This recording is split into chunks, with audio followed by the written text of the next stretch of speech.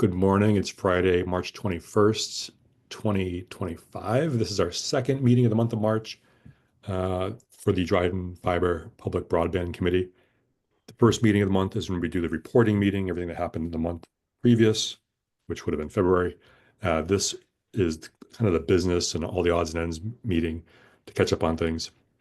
I put together an agenda this week with introductions, new map updates, review the minutes, talk about the outage that happened last Sunday, talk about the Community Connections event, and then a couple of business conversations and additional discussion. If you have other items you want to add, we can add those to number 7 and see how far we get through. And then for the next meeting, which is going to be on Friday, April 4th, we'll do our March report, but also get an update on permitting. And I believe at that point, Vantage will be part of this every other week or twice a month call. So why don't we start with introductions and the mission. I don't think we have anyone new on. Could we have a volunteer read the mission? And it doesn't have to be anyone from the committee. It could be any of our partners or any of the public who's here, Rick or Kimberly.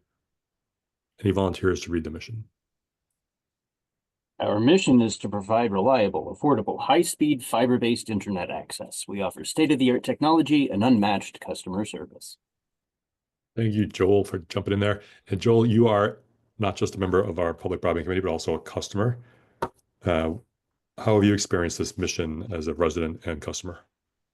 Gosh, the last headache we just had about the power outage, I thought was professionally handled. I liked reading the root cause analysis and what we're doing to fix it. The email I put in during that outage was responded to quickly. So we'll go with 5 stars across the board for just general, hey, it works. Good. I did get an interesting message this week from someone who said, unmatched customer service, part of our mission, that it would be hard for us to maintain that as we grow. So that just puts it in my mind to make sure that we do maintain that as we grow. We partner with NetChegrity. They're our customer support partner. They handle 24/7, 365 support by phone and email. And since they are not just doing it for us, they're doing it for 19 other ISPs. There's a lot of people that are relying on NetChegrity to keep them focused on this customer service mission. So I do hope we grow to be so big that people continue to be surprised about how great our customer service is, and not that there's any change or degradation of customer service as we grow. And I'm glad that Joel will get to experience not the outage, but the quick feedback and the level of customer support during the outage. All right, I'm going to skip the Vantage Point Solutions update. They're not on the call. They are steadily working. These are the teams that we know they're working with. MIP Project Management. There's this $10 million MIP project. They are working to get their hands around managing this project, being part of the weekly meetings on Tuesdays with New York State, working through the budget. We have the grant disbursement agreement, receive the final version of it, and before we sign off on it, we want them to review the budget to make sure that what we're agreeing to actually fits within what they think they can do within the next 2 years of the plan. They also have a team doing a physical plant audit. If you've been around Dryden, you may have seen their vehicles. I know a couple of you mentioned that you've seen them. I think right now they have 4 people on site. On Monday, they had someone on site for our kickoff meeting. So just here at the town hall, but they have people around town going into Caroline and in Dryden to audit everything, survey, see where everything is, not just for the current build, but also for the future build. That's the physical plant audit. They're also doing a design audit on everything that they have for all the KMZ files, plans from our previous engineering firm. Make sure that lines up. Budget for the entire project, not just MIP. Make sure we have what we need, as well as supporting us with marketing and finance, doing an audit of our website, as well as overall finance. So very active, even though they're not here on this call. Tony. Yeah, and I have seen them around. That's good. I've seen them a couple of times. Their Vantage vans or vehicles are pretty easy to spot. Do we have any idea when they might resume construct? I know we put a hard stop on construction, but is there any timeline for when we might resume that?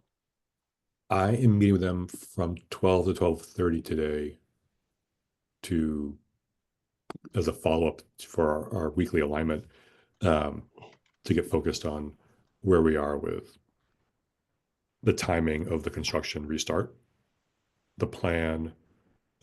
Basically, we had an hour on Wednesday and we need another hour, so we're doing another hour today. So maybe by the end of today, we'll have some idea. Okay. If not, early next week. They're working on a lot of different parts of this at once. Right. Right. I know there's a lot to it. I just was curious if they had any idea on a timeline yet. Yeah, I wish I did. I think um, the best we can say is we're working on it. This is a complete reset. Yeah. So it's a pause of what we've been doing, reevaluate, look forward. And they said there's a couple things to think about when we're doing this. One is if they were doing this from scratch, how would they do it? And then what we currently have and bring those two pieces together so they're not changing and redoing everything from scratch, but using best practices from this point going forward, which includes some design change, some just the methods that they have are just more uh, detailed, experienced. As we've said before, they do about 10,000 miles of fiber a year cross country in 45 states. This 140-mile project for MIP and the rest of the entire project is right in their wheelhouse. They know how to do stuff this size. And I'm in touch with three of their other customers in Indiana, Iowa, and Texas on how they built their networks together. And these are not like Houston or Indianapolis. These are rural Indiana, rural Iowa, and rural Texas that are very much lined up with what we're doing. Some places where they have like, two to seven houses per mile of fiber. So they have the experience. We're just trying to bring them in to get everything leveled up. So going forward, we're where we are where we want to be. Cool. Um, yeah, no, it's really good. It's nice to see that they're very active. They added another senior engineer, Carmen O'Neill, to the project on Wednesday. She's now involved. All right, the map. So the map has been updated. This will say as of March 18th, which is just a few days ago. Um, the colors that are on the chart are a little bit, I guess, more pastel, maybe because it's close to Easter, than those harsher colors that were there before. I've also updated the colors in the map legend outside of the map software. So you can toggle this closed and still see what's going on. The few updates to have is that here at the west side of the village, these parcels have all been updated. Well, they look like little triangles today. Uh, must be a different setting I have it on. So there it goes. We have these parcels on Hilton, Goodrich, Monroe, and Hillcrest updated, as well as the north side of West Main in this area. That's work that was done as kind of a wrap up between um, Lightspeed and then Clarity Connect doing installed. So already have a handful of these addresses already installed. The other two updates we made is we turned Cook Street back to yellow until we figure out how to get in there. This is a single address on the map to Cook Street. However, within to Cook Street, there are about 10 or 12 individual houses. I think one or two of them have already signed up. So we're working through how we actually will bring in fiber to this um, development as it is. Yeah, that's a private road, right? It's Parkview Drive is a private road to a bunch of houses that are all rentals. We've been in touch with the property owner manager, Tracy. I Yeah. think he already has the property owner agreement, the landlord agreement signed. So the next stop No, we is to don't. figure out how we We bring don't the have it. fiber in. We don't have it signed yet, because we need to find out what the parcels are that, are part of that. It's owned by a church group. It Yeah. is. Yep. Yep. This Temple of The Church. truth of the truth of something. Yeah, Temple of Truth Church. There you go. And the Church of the Temple of Truth. And I spoke with the person that manages it. She was very nice. Reached out or get the address so we can figure out doing because we need to have the permit to get in there Hey, to even Tracy, Tracy, we're losing a lot of Yeah, your yeah. audio. Tracy, we're losing audio, or it's duplicating somehow. So, do you have two mics on potentially? Yeah, I think it's I don't think so, duplicating. but Or maybe leave and come back. Maybe I'll reset the Zoom. Cool. Yeah, we're not quite there. I think for these multiple dwelling parcels units, it probably makes sense to have them be green, have someone sign up, and then go back, and once we can provide them service, go back to yellow and then back to green. Um, it's something we haven't really figured out what to do yet with these, where we have to do some paperwork to get them online, but we don't want people to think like they can be online within 2 weeks. I hate to say it, but I'm wondering if we need another color. Well, primarily for the, I think about, there's some mobile home parks and some other things like this where we technically have service available to them. They should be green because we want people to know that service is available there, but we don't have the landlord agreements in place, so we can't, there's other pieces that have to be done. So it's not fully green because we don't have the landlord agreements. Yeah, it's an interesting Not trying idea. to cause confusion, but I just, really those properties, the problem with leaving them yellow is people might not sign up because they don't think it's available. Yeah, Yeah. I think another color wouldn't, it's only 4 colors plus the Right. Right. color. Let's see what happens with our projections over the next few days with Vantage to see what the overall scope looks like, because I already want to add a 5th color, which would be the color of everything else. So that way, every single parcel that does have a structure on it does have a color with a timeline, and then we can do a 6th color that has property owner in the green zone, but need the property owner to sign off, or engineering support, because like we do have sign off for Fall Creek Park in Etna. It's in the green. However, we need some engineering support to bring in fiber to get to all these different mobile homes in the park. Same If you thing. got that one, then you must have the one on Wood Road too, right? Isn't that the same owner?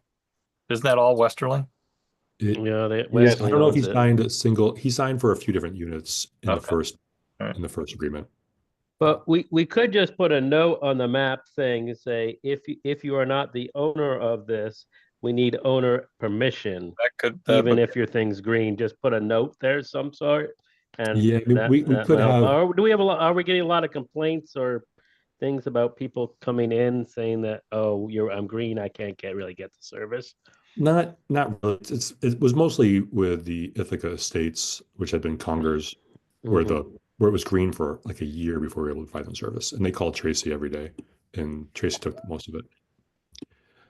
One other map update is this is Baker Hill Road from 366 up to the tower, and then Mount Pleasant from Deerhaven Road out to the observatory.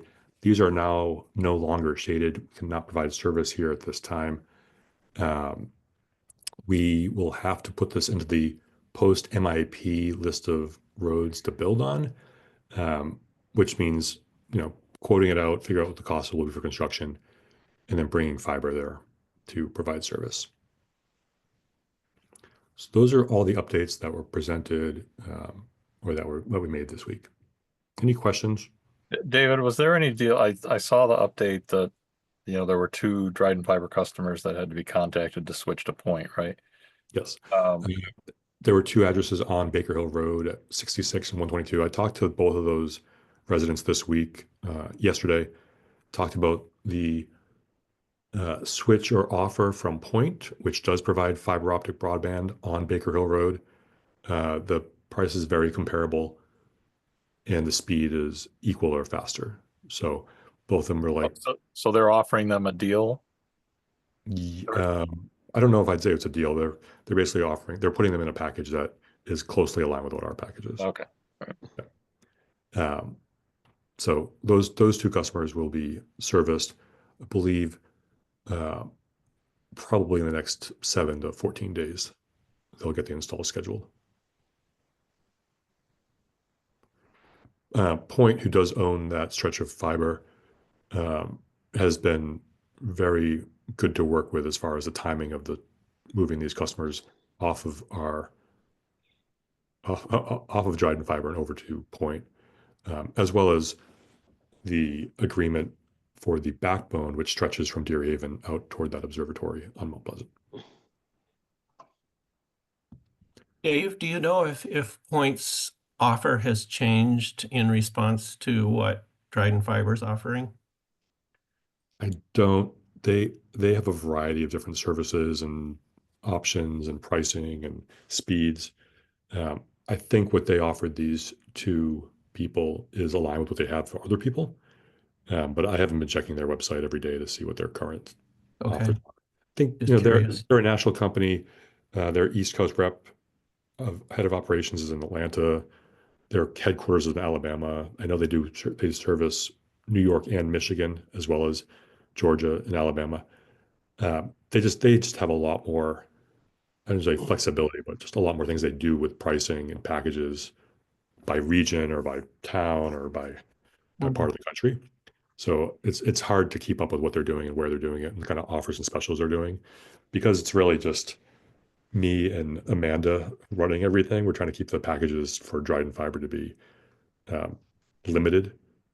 Really great service on price and speed. Yeah. Not be offering like different prices for each neighborhood or each municipality where we work.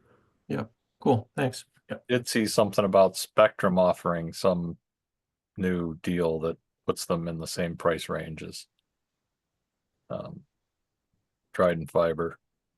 I believe on price, but not on speed.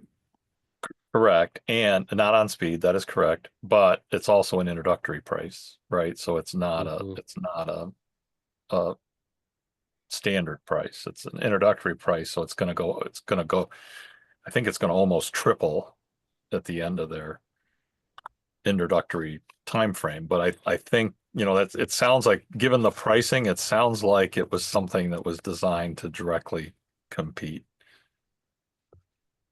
It could be. I mean, I believe that people are probably jumping off Spectrum to, we have 350 customers. Most of them probably were Spectrum, but Correct. across the region, because the way they're advertising and marketing, it's probably losing it to wireless services from Verizon or AT&T, Right. losing it to Starlink, losing it to, I think Halfley is in parts of Caroline. So like, I think they're seeing erosion of their customer base everywhere as people want to move to other options or more affordable options. As an aside to that, we have that article we posted on drydenfiber.com about switching. And if you go through it, it's really not that hard to make the move if you're in the green zone. People might have had a fear about, what do I do with my local phone, or how do I get local TV channels? We've outlined how to make that change. Those are just more tools out there for people who are on cable or on Spectrum of how they can move off. And not necessarily just to move to us, they can move anywhere else and use those tools to understand how to move. So I'm sure Spectrum is feeling some threat. I think that article is a great use of the website too. It's exactly the kind of stuff we need to have there. Yep. Cool. Thanks, Mark. All right. Next up is review the minutes from the December 6th and December 20th. Has the committee had a chance to review those minutes? I have. Mm-hmm. Yep. Any feedback? To have a motion to approve the minutes as reported by Cassie? I'll submit a motion to approve the minutes. I second that motion. Thanks, Graham. Thanks, Mark. Any discussion?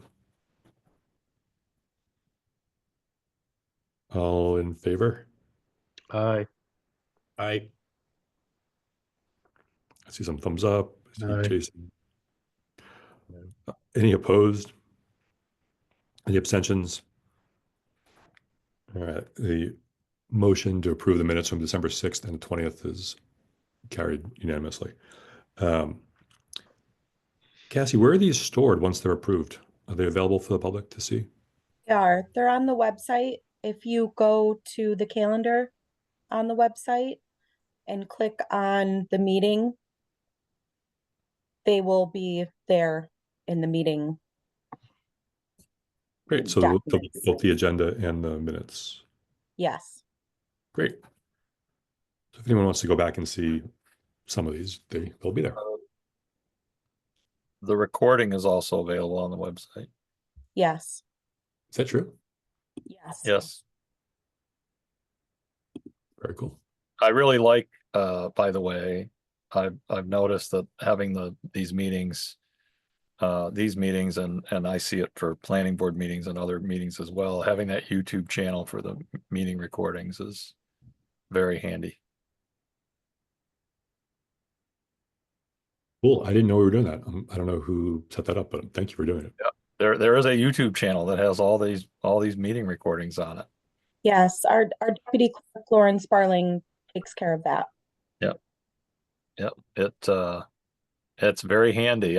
For zone or for the planning board, I go back to those recordings quite regularly. That's great. I'll give him that feedback because he, worked hard to get that posted. Yes, I think it's awesome. I'm very glad to see we're doing that. Great. Awesome. So next up, I want to do a quick update on the outage and some communications thoughts. So I sent out the post-mortem on, I think, Monday or Tuesday, based on Sunday's outage. So on Sunday afternoon, there was a windstorm that came through Tompkins County. A lot of trees came down.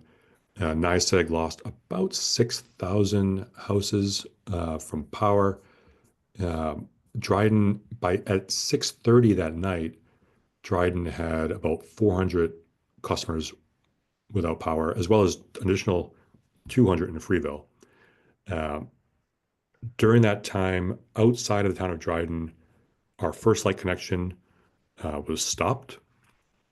And then we lost our connection following that.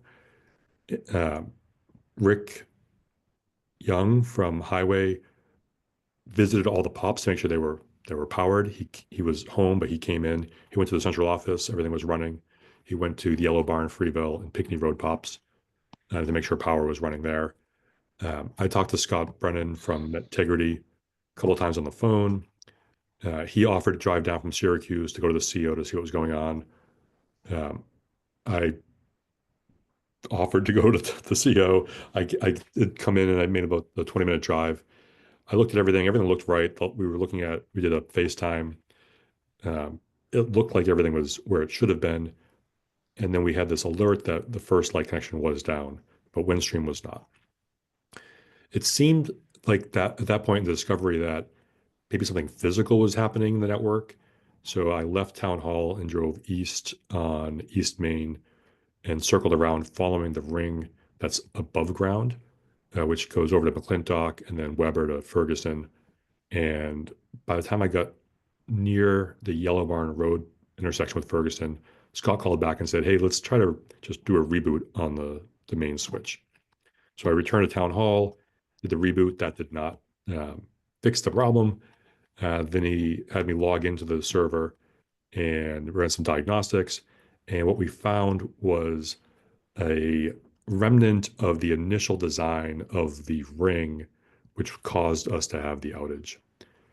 We fixed that, and at 115 minutes, we were back online.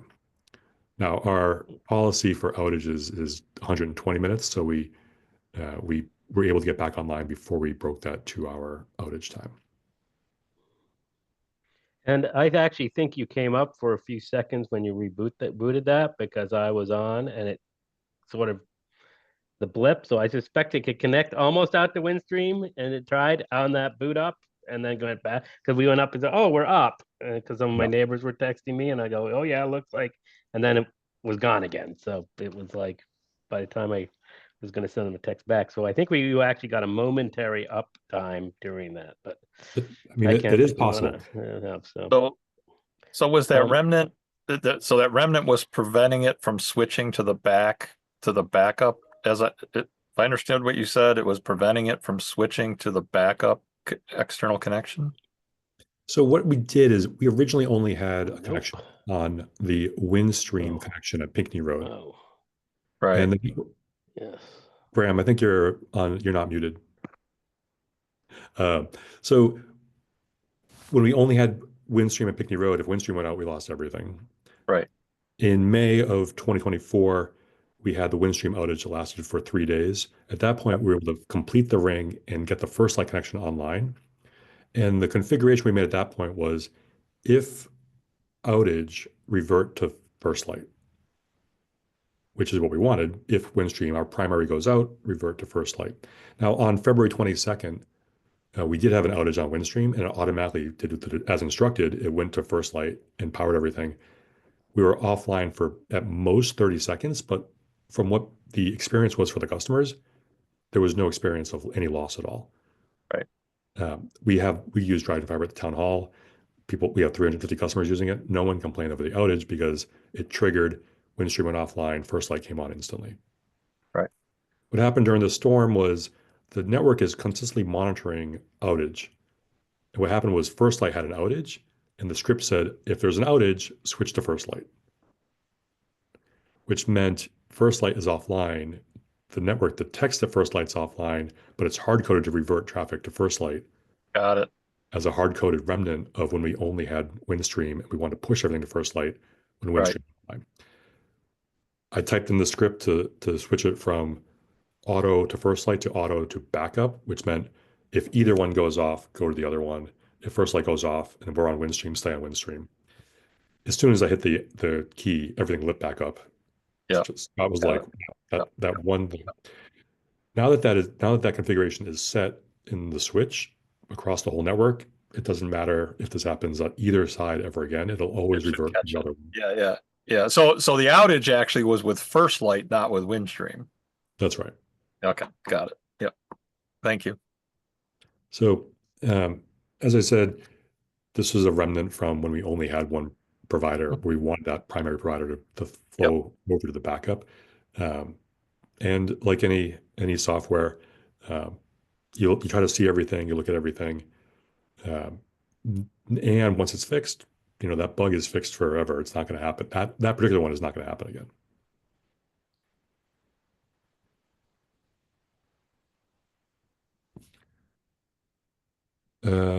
We did have a lot Dave, of. Go for can it. I just suggest if we have a maintenance window, we may want to disconnect the Windstream connection and see that it really flips, and then plug that one back in and then flip the other one. If they're doing some maintenance things to see that the scripts really actually do what we think they do. So if that hasn't been done, that might have caught this error, but Yeah, that's a good one. We know that when Windstream went down on February 22nd, it automatically picked up first light. We can do a test to see if it goes the other way too.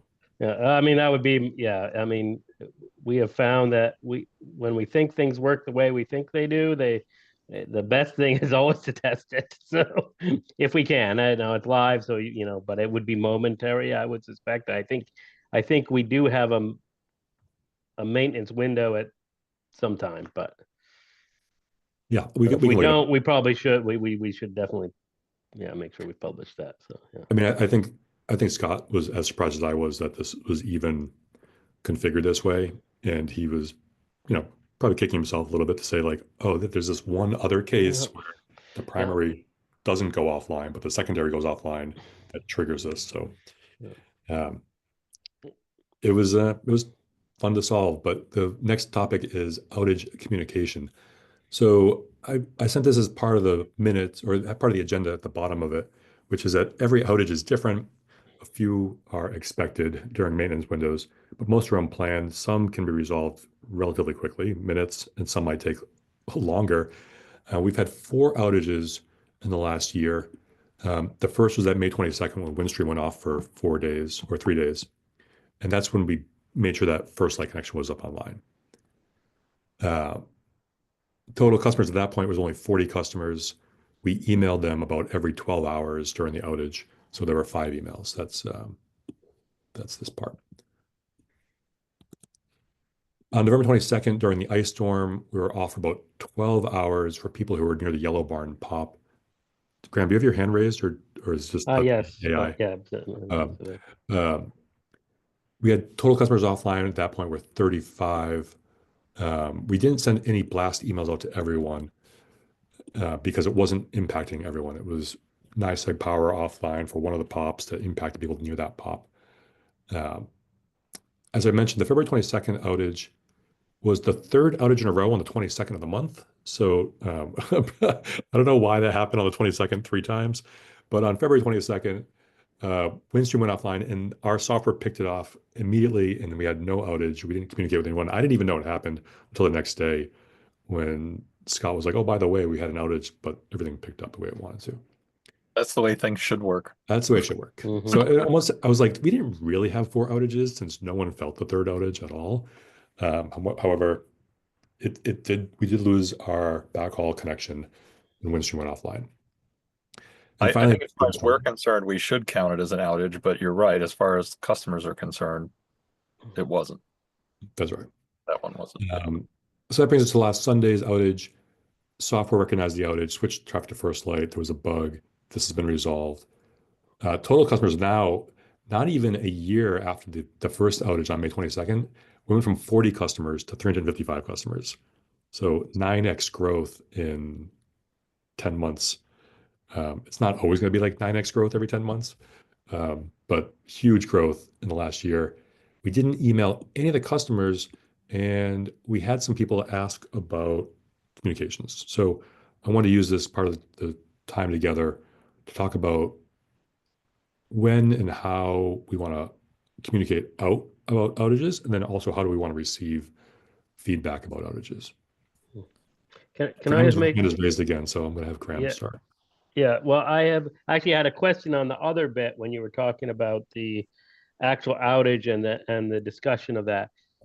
I noticed Rick had mentioned that there were generators, and my understanding was that the generators would be deployed, that we didn't actually have them in the cabinets. What we have is UPSs, which is slightly different, Yes, under the definitely. power supply. So did we have to deploy generators, or did they not get deployed, or is it just a uh, uh, uh, not a clarity in the email that went out to us? Yeah, probably it could have been more clear on the post-mortem of what Rick did when he went on site, basically finding that they were all powered. Okay. Oh, Or, okay, or but we that didn't have to deploy generator, and there actually aren't generators yet. Isn't that correct? Except there's a maybe at the generator at Dryden. the CO has a generator here at DPW, Okay. and that was not running because we had not lost power. Power. Amanda and Rick Young and I are working on generators for the other 3 pops with installation. We have some bids to do the work. So they will have backup generators. We're actually going to update the physical cabinets to have fences around them too, to add a little bit more security. That'll be coming over the next 90 days, we believe. Yeah. Oh, okay. So I just wanted to, yeah, that was my understanding. We hadn't got there yet, but we definitely have some plans to do that, and then we'll decide whether we actually implement it when the bids all came in or whatever. So, Yeah, I believe yeah, 2 of the that's 3 all. pops are on the natural gas line, so we can use a natural gas to plug into the generators to plug into the pops with the UPSs. So we have lots of automation and backup that should not require humans. But as we build this and get this up and running, we'll be doing some tests to make sure that if this pop goes offline from the primary power from NICEAG, that the UPS triggers first and then the generators kick on, and that we're being fueled from the natural gas lines. And I expect Vantiv, when they finish their audit, will actually describe or advise us on this area before we leap into it. So, Yeah, this is Thank you. definitely Sorry. a part of the network that was a part of the project that was, we'll solve that problem when we get to it. And now we're in let's be a little bit more proactive. So speaking of the proactive piece on this network outage reporting, do we want to have a page to report a network outage? And then how often and what methods should we use to report outages? My general feeling is in the 0 to 2 hours, especially if it's weather related, people kind of understand like if they've lost power, they might lose internet. If there's an ice storm, snowstorm, windstorm, heavy rain, um, we have the 0 to 2 hours as the acceptable amount of outage time that we don't send people messages saying, hey, your internet's out. They might not even know it's out, or they might understand that it's out. So my recommendation there was no outbound communication. That's the only thing that I'm really like, I'd say like, let's not take the effort to write and script and design outbound messaging when it's really early, immediate. Everything else, I'm open to discussion about when and how we communicate, as well as how we receive messages.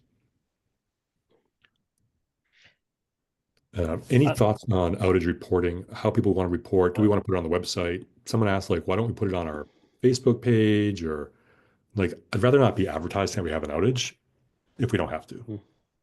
How are we being notified of outages? Is it just Integrity is reaching out to us, or is there some other service that's notifying and logging all these sorts of things? Integrity is set up with alerts, so anytime anywhere the network goes offline, they get alerted. They're online 24/7, and they'll know. I think within, I don't know, 3 minutes of identifying there was an outage, Scott had texted me. So would there be any opportunities for automating this, or would we want it to be like a judgment call that somebody decides to put up a notification? Uh,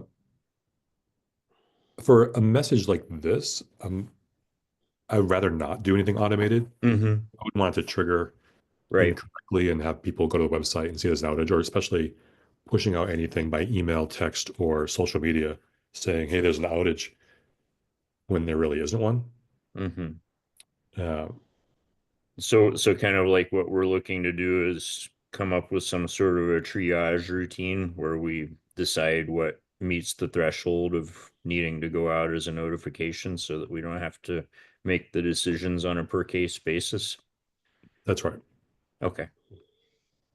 Yeah, so if you think about the way NICEAG reports outages, and I know that's automated a lot of it, but you know, really what you see when you go there is you don't see a history of outages, you see what's out now. Mhm. And having a page or having something on our website that somebody can go to, they can go to and look, and it says, oh yeah, this area is out, right? There's X number of customers affected in this area or something along those lines. Because if you look at, NICEAGs is really cool. You can drill down to streets and towns, and you can see how many are within the town. I'm not saying we need to go that fancy, but if we had something that said, we are aware of and are currently experiencing an outage in this area, describing the area and maybe an estimated time to resolution if there is one, having something like that people can go to, and most of the time they're going to go to that page and it's going to say we have no outages right now, right? And I think the advantage to that over posting social media is I get your concern. If we post to Facebook, for example, that there's an outage in this area, somebody's going to be counting those up, even though they don't have an outage where they are, right? And so I think, by doing it on the website just for current outages, somebody's going there looking for that. So they're out, they know they're out, and they're going looking for that right now, right? And seeing what's out. Yeah, it would be smart to make it mobile friendly as well, because I agree. they'll be Well, going there yeah. on their phones. Right. Most people that are going to it are going to be on their phones. You're absolutely right. Anyway, just my thoughts on it. I think emails to affected customers, especially if we start getting beyond the 2 hours, I think is a great approach if we can do it. The problem is, somebody's got to do all this stuff, and you got to figure out which customers are out, and you got to figure out who to email, and you got to compose. There's somebody's got to do that. So I think that is something that can set us apart because, you know, when Spectrum has an outage or some of these other companies have outages, there's no communication at all. Right. And so I do think it's important that we have some kind of communication. Me too. I agree. There is a general outage net for companies that you can plug in, and it's because customers have reported it to them, not that the companies necessarily have reported Right. it to them. I forget what it is. I've searched for it before. I would also say on our website, when you type in outage or anything like that, it isn't clear that how we should contact. It doesn't say phone your problem in or send an email here, although it's, you know, you can find that stuff in the contact page. But maybe we should add to the facts, if you are experiencing issues, you know, go here, because It's just kind of for them to a contact fine us. line though too, because we Yeah. don't want to look like we specialize in outages also. Yeah. So Yeah. So I mean, I'm just saying from what I just did just now, because like, well, how do I call you or whatever with a problem? Um, yeah, I would say as a customer, I would much prefer an email back to say what the ETA is of that ticket is. I know they're working on it because I've talked to them, but then when it comes back up, it would be nice that they sent something, but. For the shorter outages, it doesn't really matter. But if it's going to be longer, I think the communication coming out is that we are aware of a problem, we are working on it, or something like that. It can be pretty generic. If we do have an ETA, that's very nice. Or you can say we don't know the estimated time yet, but that is nice to have that communication come out. Right. I also I mean, we use at Cornell, we have tickets. So when you send a ticket in, somebody responds or does something on it, they can send right back to you. So, or whatever. So, you know, they're aware of it if you sent it in via email or something like that. Yeah. So I usually call these problems in, and I know they're logging them. I'm pretty sure they're logging them. So, I hope they are. yeah. So, I mean, the strongest part of this connection right now is with regard to the support. If people call or email support, the 24/7 support team responds to them right away, lets them know, like, we know there's an outage. We don't know the time to resolve, or we do know the outage. We do know the time to resolve. Same thing with text, or same thing with emails. I believe, and Andrew just joined the call, that if there is an outage and the outage is ended, that we then communicate back to everyone who reported the outage to let them know it is back online. Is that right, Andrew? Yes, that's correct. Yeah, we can handle that. no, they aren't doing that today, Dave. At least that's my experience. They are not doing that. So. So I called in, I didn't receiving- get a call back to say it was working. So, I mean, I knew it was working because my plume tells me that. So, it tells me when it goes offline, and it tells me when it goes online. So So I that didn't get a leads call into, back from my ticket. So, which is fine. I mean, calling every single customer, I think that's especially Yeah. when we're going to have 300 or 400, we're going to need some automated way of doing that. Correct. Yeah, I anyone don't. that put in a trouble ticket got a callback. If it was just a generic outage ticket, then they wouldn't have gotten a callback. But what's the difference between Well, those two, Andrew? yeah. During the outage, when people are calling in, they don't usually take your name and stuff down. It's just a generic like alert. But people that called in with that were having more complicated issues that had a trouble ticket put in, we contacted them all back, and as we were working to resolve them. Oh, okay. Well, I give my name. And I have a discussion with, I don't know if it was you the last time I talked to, I think it was somebody else, but so I gave them that information, and I told them that it was probably an external connection, because I went and looked at my wire and checked that, oh, it's connected. I go right down to the handhole, so I know that, and then there's no above ground to get me back to the couple pops. So and I didn't. Yeah, so we should be recording which customers are, if they say, or we should be asking them. Yeah, I you think did. as part of the spiel. So I sorry. just did find your ticket. So yeah, I did get closed without me contacting you back. But yeah, when the phones are getting really crazy, then it's hard to take down everyone's information and putting it. So they usually just do like a notification, like, yes, we have an outage, and yes, we are working on it, kind of thing. in order to get through the calls as quickly as possible, they usually just start, putting in just a generic ticket that's like not associated. Yeah. Yeah, I think there were, I mean, Andrew probably has the exact number. I think there were 50 tickets in those 2 hours. And I must say there was a slight issue with the phone or whatever, because my neighbor also called when because they had texted me that they were out. So I said, we'll call the thing. He said he couldn't get through, but it could be the cellular that wasn't working or something else. But it sometimes rings there and then doesn't really seem to connect sometimes. Or they're on other calls. I don't know what volume that thing can really hold.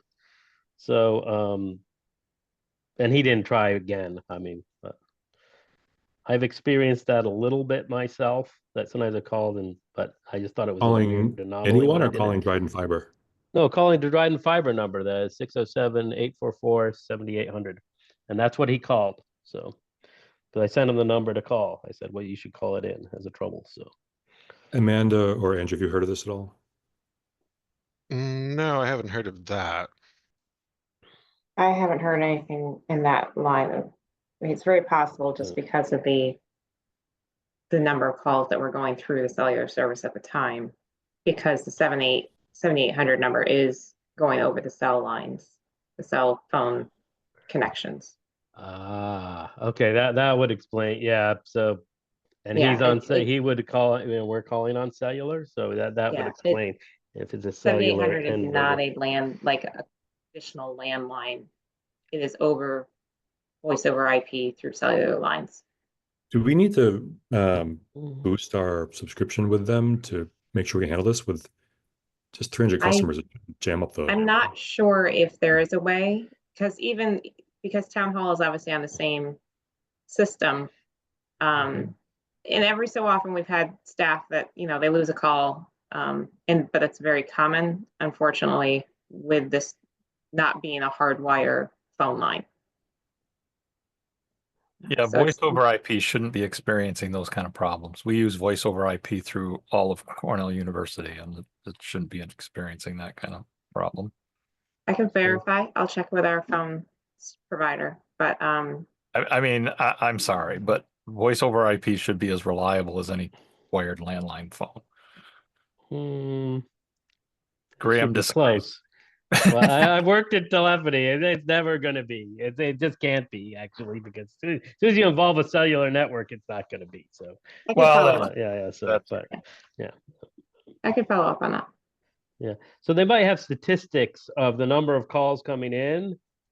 I don't know what you have. I know we have Ring Central here. I mean, so we can see statistics of the number of calls coming in usually, and if they got answered or not answered, all that kind of stuff. I don't know if it has those capabilities. It really depends what the service really is. It would be interesting to understand how many calls can come in before they start getting, like, people just can't get through. Like how many calls can the thing handle? I'm sure there's a finite number. And it can be on our end where the cellular, we're having trouble getting to the tower. I know I have to be reliable. I have to go outside my house sometimes. So I would say if any of us hear of someone trying to call the 844-7800 number and they can't get through, see if they can get through to any phone number as a response. They might be like stressed out because there's a windstorm or a snowstorm and they just want to call. But if they do tell you like, hey, I just tried and it's busy, just say, hey, try different numbers, see if it's Trident Fiber or if it's your network, just to try to diagnose where it's falling down. On a good note, when my Dryden Fiber is up, when I call because I put it to Wi-Fi, it works great. So of course. So on the network outage reporting, I think either having a page or an alert on our website, we can put. Now the question is who would do it, but maybe Mark and Kyle and I can look at the options. Kyle's our marketing guy on the helping out with the website now. On Dryden Fiber, on the homepage, there are a number of sections on the homepage. Mission, questions, are you ready to connect, sign up. We could have an additional bar that just says, we're experiencing an outage, we know about it. stay tuned or click here to report, that someone logs in, makes that edit, and then it's live on the site until the outage is reported closed. There's a number of other things that could be done in Drupal too, with like status updates and stuff. It's kind of like baked into it, where it puts a red box up at the top of the page that kind of grabs your attention. So, you know, anything like that would be easy to do as long as somebody was willing to go in and edit the site. Well, why don't we do some planning around that, what the message would be, how it would be operated. The cool thing with the site is if I have to make the update, it can be up and running in 60 seconds and then taken right back off in the same amount of time. It's pretty quick. It's pretty functional to do that. I did just search for the word outage on this page, and there was an outage page on April 7th of 2022. I think before we had broken ground on the project. I'm not sure why this is on the website. It just says that outage due to fact that the service is not yet installed. I'm going to delete this page. I don't think we need to have this out there. Yeah, I think that seems like something that's left over from when Mike built the site. Yeah, I think he intended to build an outage page, and then that kind of like what I described earlier, which is a page that, you know, if there's an outage, it has information about it. Yeah. And in the contact page to your left there, Dave, there's no email to click on there. So, Andrew, do we prefer that we send emails, or do you prefer we call, or you don't really care? That's actually sending an email. I mean, sending an email is great, of course, because it's in writing and I can respond. But yeah, it doesn't matter. But you know, people need to send any support issues to the support email so that it goes to our ticket system. I know sometimes I think are sending support questions over to the general info. Yeah, we do have it. We did have support up here, but it made this is how it's supposed to look, like with one single bar. We had support in the top level, but then it widened the top bar, so the whole site looked like this, with like just the word support down here in the second row, because we had so many different things at the top. So now it's under customers support. It brings you the support page, which is very limited. It just says email support. Why is Wi-Fi/Plume way at the top? That doesn't, is that? It's a remnant of what was here originally. Yeah. It's a leading question people ask about the Wi-Fi service being included. It could go somewhere else, like under services, and put support as a new item in the top level. So we have customers, services, map, request service, FAQs, contact, and support. We could remove this. We haven't discussed major updates to the website in a while. Yeah, this is all stuff that's well within Kyle's wheelhouse to do also. I think having support being under customers hides it pretty well. But if you click on for customers, you're going to see the support thing here too, before you go to the support page. I think having support under for customers is pretty clear, actually. I just think we need more on that page. I think we should have some FAQs up there. I think there should be, you know, just a bit more info. I mean, it's fine. It tells you how to get in touch with support, right? But it would be nice if there was some other stuff there. Maybe if the drop-down menus would appear when you hovered, it would make it. I guess they already do that, do they? Yeah, but like it's the only item in the top level menu that has a drop down. Actually, maybe it doesn't. I know. I think it just confuses people because of that. It just seems like it's, even though it's not hidden, it just feels like it is in a weird, like psychological way. Yeah, it doesn't show that there's a drop down until you click on it. Yeah, and then it needs go to hover. And then it knows. So maybe, Mark, we can look at improving this functionality in the menu. Somebody can.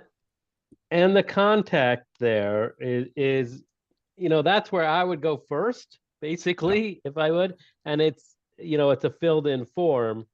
And then what the bottom shows is the left-hand side, but there isn't the support email when the Dryden fiber, you know, the black bit at the bottom comes up. So we should add. We should probably tweak it slightly. I mean, it's partly why I call, probably, but you know. I mean, people are going to take the path of least resistance. So having more information on the contact form page about using support, email support, call support, um, all that should be there too. I mean, this number on the bottom could also include the email address for support. Yeah. So it's in the footer of every page. Yeah. We do get some inquiries from the form that are support related, but most of them should be going through support. It goes both ways because then we get on the support, I get Yeah. inquiries about the bill. So That's right. Yeah. Yeah, well, we're But never the going to win contact it. page could So. be this could be expanded to say like billing number, phone number, email address, support, phone number, email address, and then general information inquiries form. We That we way, have we have on the site a more elaborate web forms module installed that allows us to create forms that look like they belong inside the site and are very configurable. They can be sent to different people according to what category people select, and those are all things that I discussed with Kyle when I met with him earlier this week, and that he's interested in building out for us if we good. need them. Yeah. That's great. It would be good to have other resources to do some of this work. And Um, and again with outages, I can't get at my. I mean, I would have to cellularly get at my page, so that's. Yeah, I So think we gotta be a little both careful the here, but support page and the contact page could have a section for Yeah. outages. Yeah. Yeah. Good. That's good feedback. Regarding the emails, this is basically what we did for the outage last May, which was sometime in the first couple hours, I sent an email to everyone. There was no text. I just emailed everyone. Like, we know there's an outage. We're working on it. Here's what details we have. And then basically every 12 hours until it was resolved, I emailed.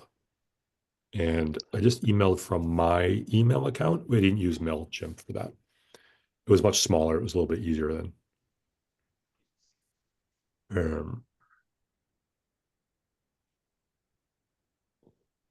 So I'll write up basically what we talked about for updates and improvements for outage reporting. So we can review that together either in 2 weeks or in 4 weeks.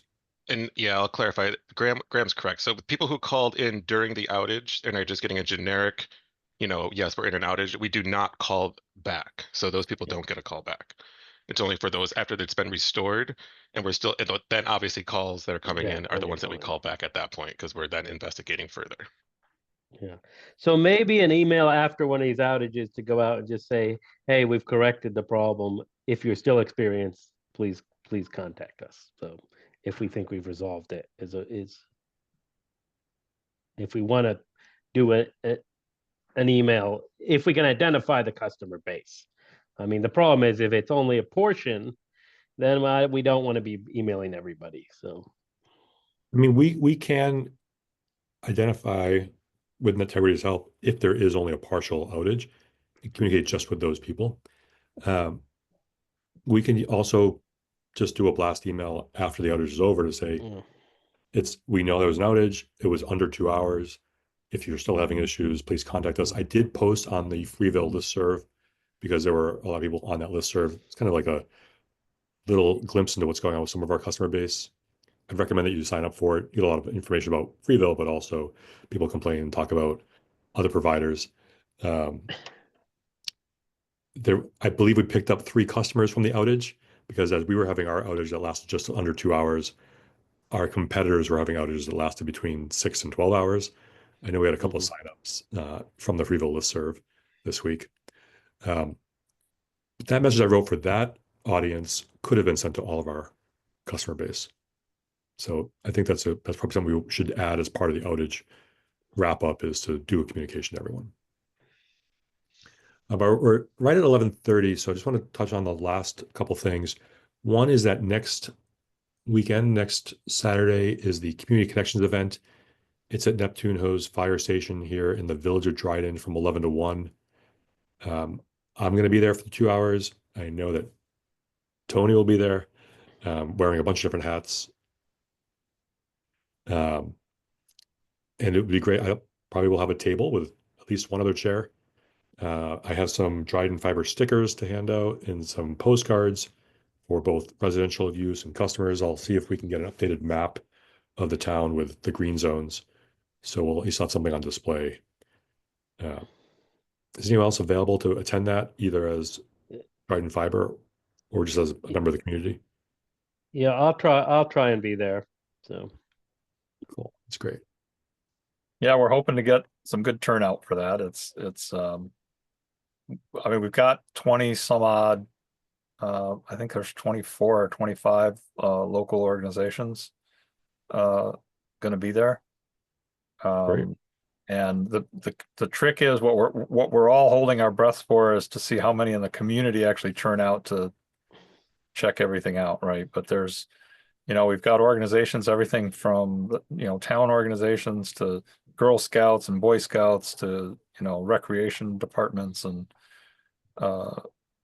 various other things. There's a whole bunch of organizations on the list, and we're trying to promote it. So it's great. It's worth a try. I mean, Yep.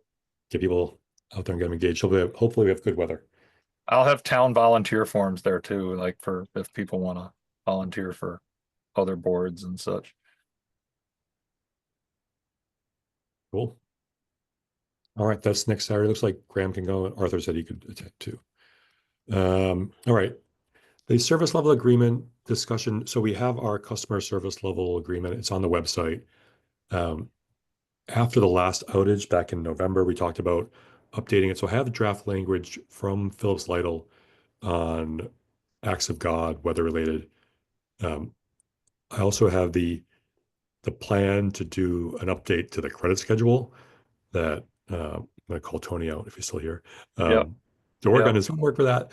The third one is we don't currently have anything in the customer service agreement that says Dryden Fiber can immediately terminate an agreement with a customer if it's determined that Dryden Fiber has no lawful access to the route to the customer's location.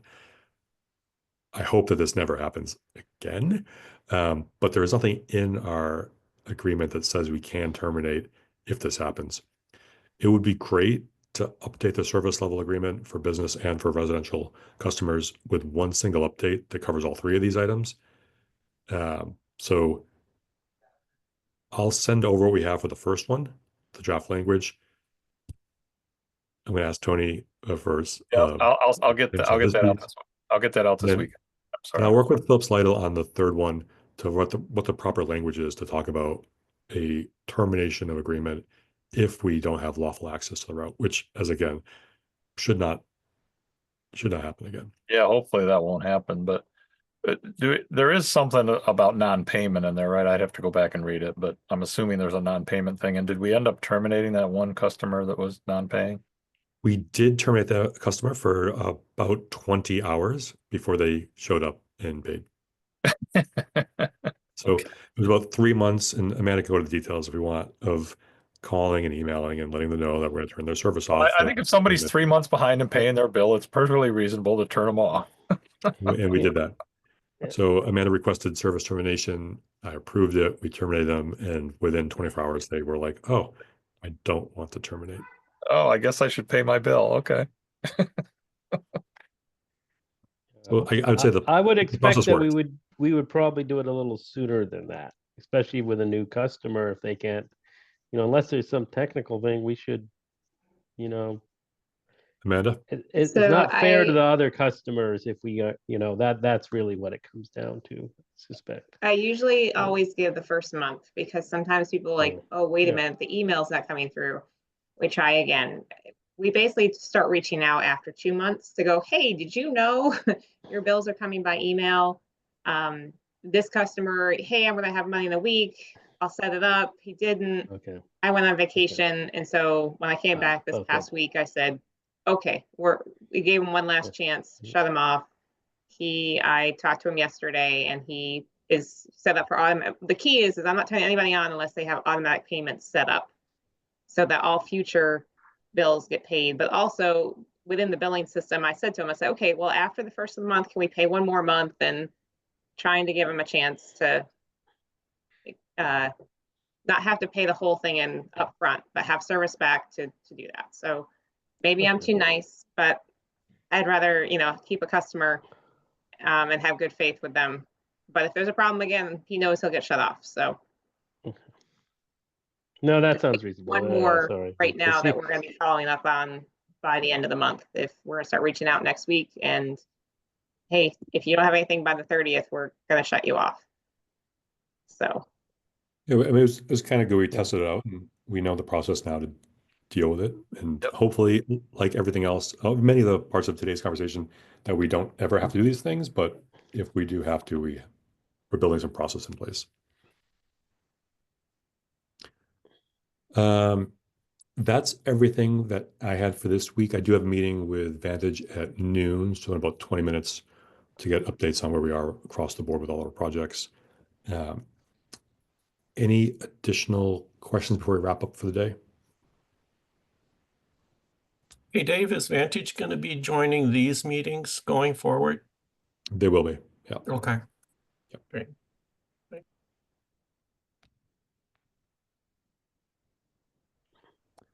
All right, our next meeting is on Friday, April 4th. That'll be the March reports plus request for updates on where we are with permits, both for MIP and non-MIP.